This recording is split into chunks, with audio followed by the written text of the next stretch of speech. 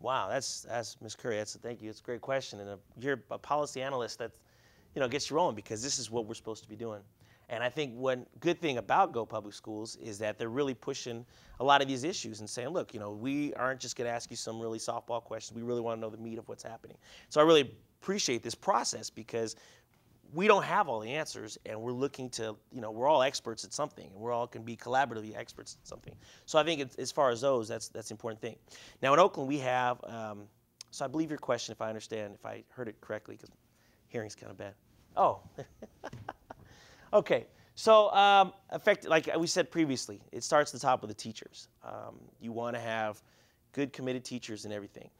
I don't believe any teacher goes in his or her class and says, I don't really care about kids. I don't like kids. I'm just going to, whatever, go through the motions. You hear people that are anti-teachers, if there can be some people like that, or they think teachers, not that they're overpaid, but, they only work 10 months out of the year. They get off at 3:30, that kind of stuff. Because you hear some people out there talking about that. And they say, well, Johnny didn't do well because his teacher was lousy. Well, I think there are situations where teachers can get burned out. If you are facing many challenging issues, you hear student stories that are very challenging to you. You feel like you're not getting supported by administration. There are possibilities that you're not an effective teacher anymore. So there's a couple options you could deal with that. So number one, you can, part of this parcel tax, I'm going to bring it back to that. There's 5% is going to be used on increasing teacher support in terms of education or, training, right?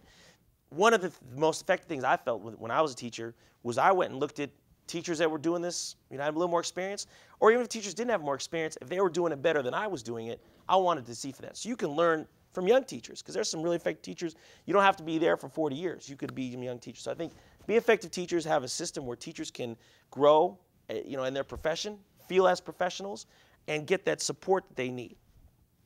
In terms of strong leadership, it does start at the top. It's no accident that, some of our best run schools have really strong leaders, really strong principals, even really strong PTA presidents, if you want to look at that. Have some of our schools that have real strong parent support.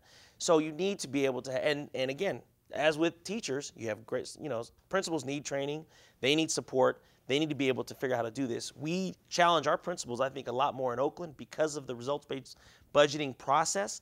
They have to be almost CEOs, if you will, if you want to look in a business context. So in order to have strong teachers, you want to have effective leaders as well.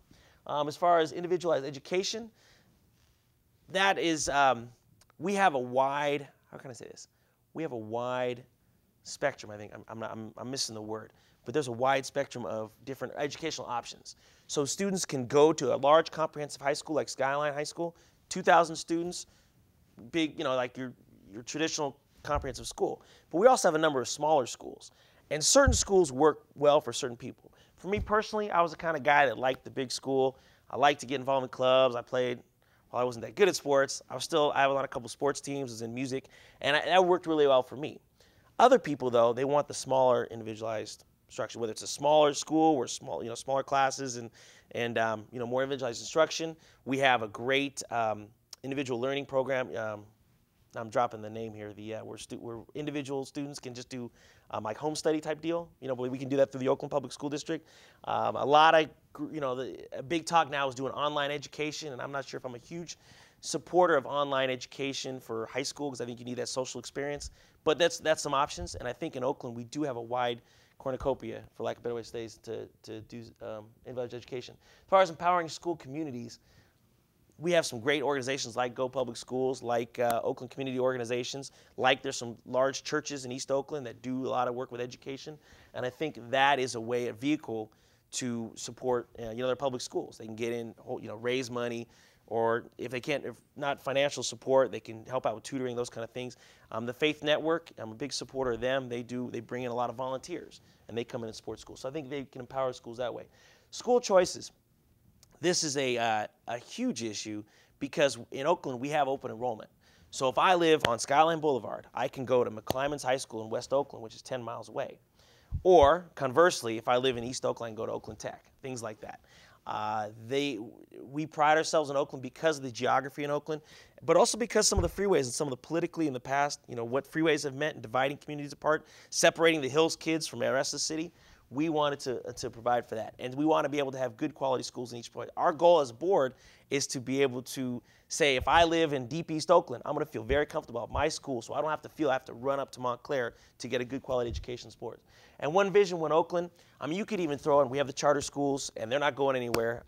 You can even throw in the Catholic schools, you can throw in some of the private schools, if you really want to talk about one vision for the entire city. I think we do have a wide range of educational options, and I think we have a solid education thing here. So that was a very good question, Ms. Curry. Thank you.